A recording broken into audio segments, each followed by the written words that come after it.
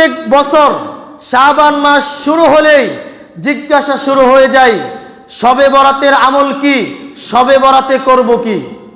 ভালো করে মনে রাখবেন, শাবান মাসের মধ্য রজনী সম্পর্কে, যেটাকে আমরা শবে বরাত বলে থাকি, এই শাবান মাসের মধ্য রজনী সম্পর্কে শুধুমাত্র কেবলমাত্র একমাত্র একটি সহিহ হাদিস বর্ণিত হয়েছে।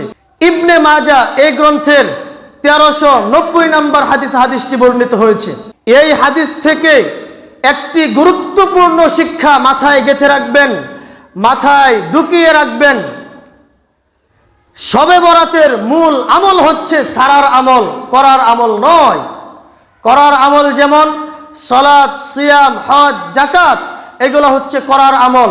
সারার আমল যেমন চুরি, ডাকাতি, জেনা, ব্যভিচার, এইগুলো হচ্ছে সারার আমল। তাহলে শবে বরাতের মূল আমল হচ্ছে সারার আমল। আমরা হাদিসের অর্থের দিকে একটু তাকালেই দেখতে পাবো। হাদিসের অর্থের দিকে একটু ভালো করে খেয়াল করুন।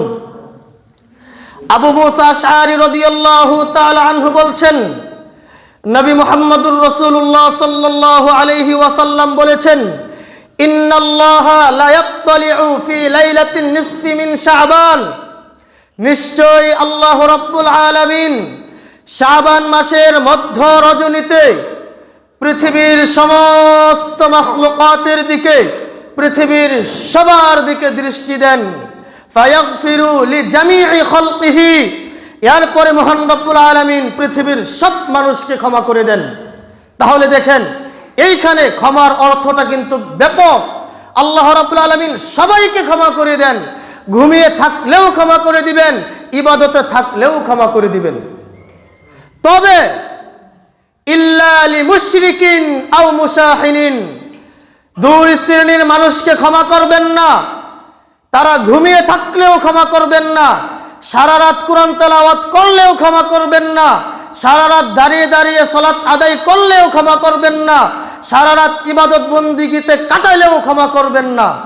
কোন সেই দুই শ্রেণীর ব্যক্তি? এক, মুশরিকিন, মুশরিক, যারা নাকি শিরিককারী। দুই, মুশাহিনিন, বিদ্বেষ পোষণকারী, যাদের অন্তরে হিংসা রয়েছে, বিদ্বেষ রয়েছে।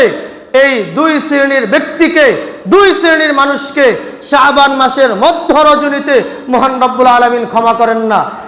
এই দুই শ্রেণীর মানুষ ব্যতীত যত মানুষ আছে, ঘুমিয়ে থাকলেও ইবাদতে থাকলেও আল্লাহ রাব্বুল আলামিন তাদেরকে ক্ষমা করে দেন।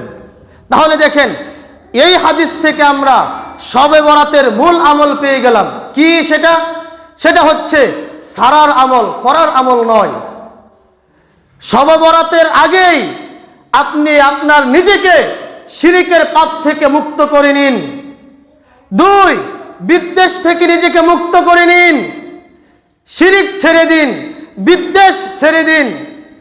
যদি শবে বরাত আসার আগেই শিরিক এবং বিদ্বেষ, এই দুইটা গুনাহ থেকে নিজেকে মুক্ত করে নিতে পারেন, আপনি মনে রাখবেন, আপনি ঘুমিয়ে থাকলেও মহান রব্বুল আলামিন আপনাকে এমনিতেই ক্ষমা করে দিবে। সম্মানিত উপস্থিতি, শাবান মাস এমনিতেই বেশি বেশি নফল ইবাদত করার মাস।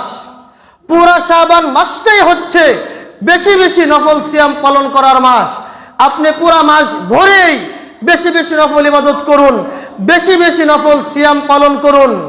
শাবান মাসের প্রত্যেক সপ্তাহের সোম বৃহস্পতিবারে রোজা রাখুন। আরবি মাস অনুযায়ী শাবান মাসের 13, 14, 15 তারিখে রোজা রাখুন, পারলে আরো বেশি রাখুন। তবে শবে বরাতকে কেন্দ্র করে কিছু করবেন না। শবে বরাতকে নির্দিষ্ট করে কিছু করা, এর নামই হচ্ছে বিদআত।